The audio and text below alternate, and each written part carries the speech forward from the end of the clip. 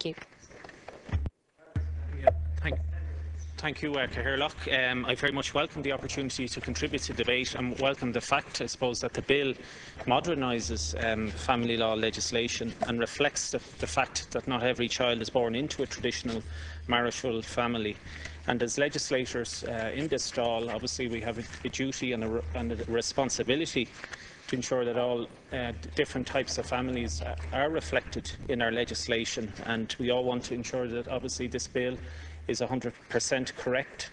It does touch on many issues affecting families and children and adults and their legal relationships with each other for many years.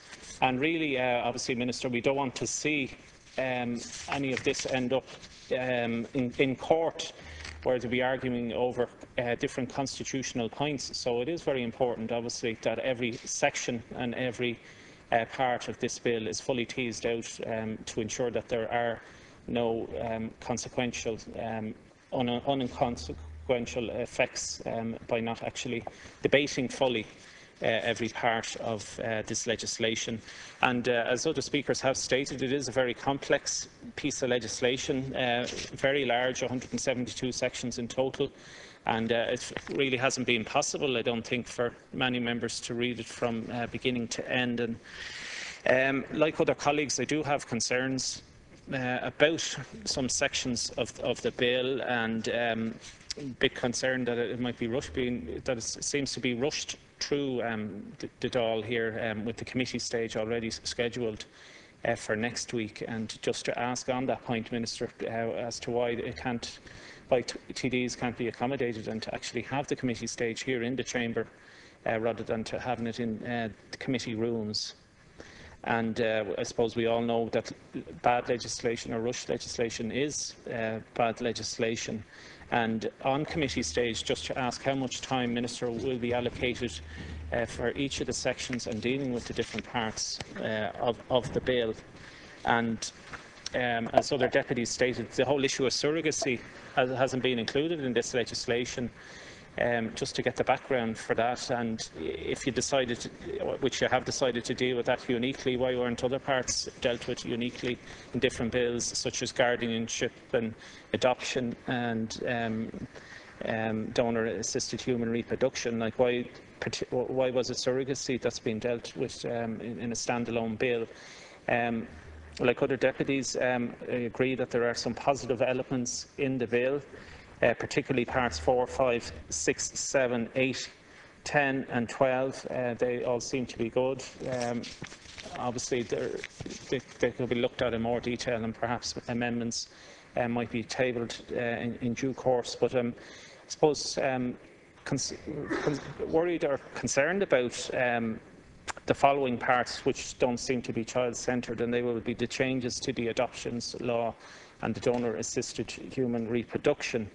And I think, Cathaoirleach, deliberately depriving a child of two legal parents is wrong, and what we're doing in this bill is we're legally sanctioning to say that motherless or fatherless homes are okay, and I don't agree with that. I strongly don't agree with that, to be perfectly honest. We know from the bill that children of sperm or egg donors will not know the identity of their genetic parents or genetic parents until they are 18 years of age. And Dr. Joanna Rose, who is a campaigner, as you're aware, Minister, for the rights of donor-conceived people, she feels that the state is obliged to basically to write to all those who are conceived through that form that they receive a letter when they reach aged 18.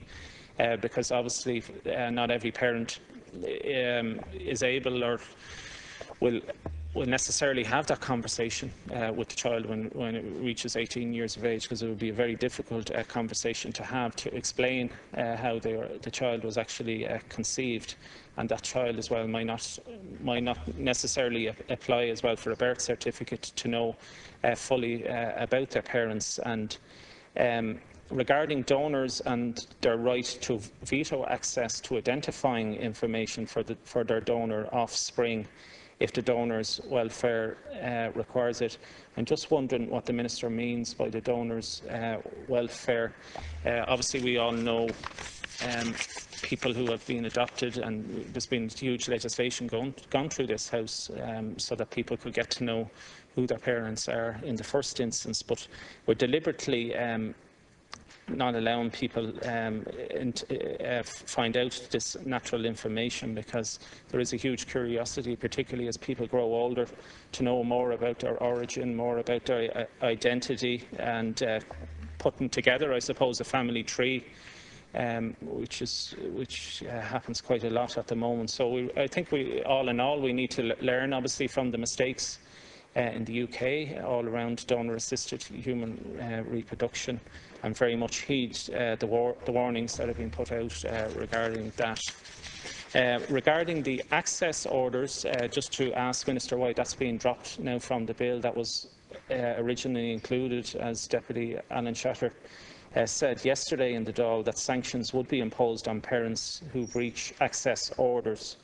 Obviously, it works for both mothers and fathers, and children should not be used at any stage as pawns, and perhaps making the parent in breach do community service would put a halt to this. And just to find out why that actually has been dropped from the bill, which makes perfect sense. Regarding grandchildren, as previous speakers have said, and grandparents and their rights, I think that's very good.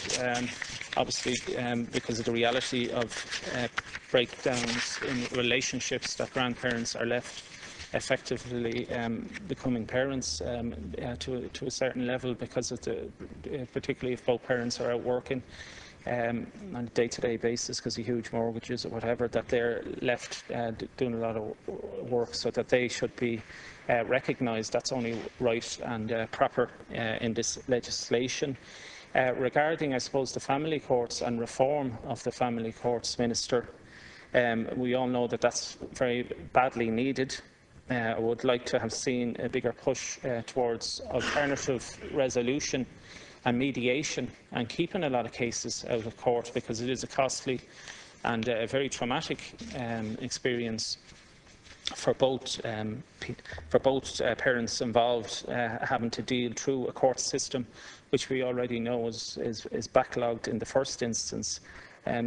So in my opinion, I suppose courts, they should be a final resort.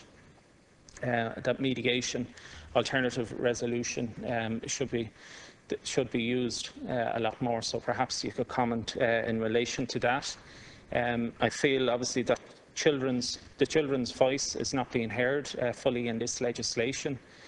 We had obviously the children's referendum in 2012.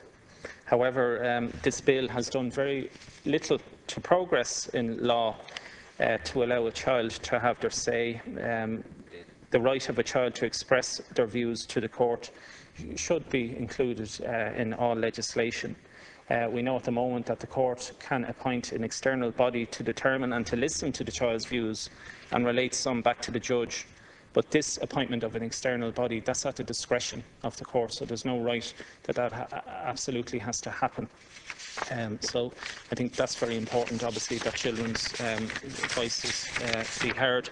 Regarding guardianship, there are a huge number of children, obviously, born every year with no legal relationship with their fathers, and this obviously leads to huge unnecessary difficulties.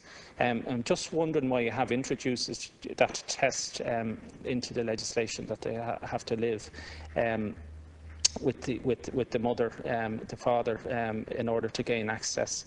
Would it not be easier to make that an automatic right, just to keep it simple and to make it fair? Obviously, you have exceptional circumstances such as rape and incest, where obviously there can't be automatic right in those particular cases. But for guardianship, I think that should be looked upon further. Regarding custody cases where you have two parents, whereby one is the biological mother or father and the other has been raising the child together with the biological parent, and they subsequently split up, there is currently a presumption in favour of giving custody to the mother. Will this bill address that issue, the whole issue of custody? Will the biological parent's genetic connection be considered as a positive factor as well when deciding custody. So that's just a question there to the Minister. So I suppose in conclusion, to welcome this debate here and an opportunity that I have an opportunity to contribute. I have mixed responses, obviously, to the bill. Hopefully that the issues will be fully teased out at the committee stage and there will be an opportunity, or that amendments, not being a member obviously of the select committee, I have an opportunity to table amendments, but perhaps other members will table the amendments that can be dealt with at report stage, and that whatever genuine concerns that people have, that will be dealt with, and that there will be sufficient time, Minister, as well, to deal with all sections and all questions that people have. Thanks, Deputy.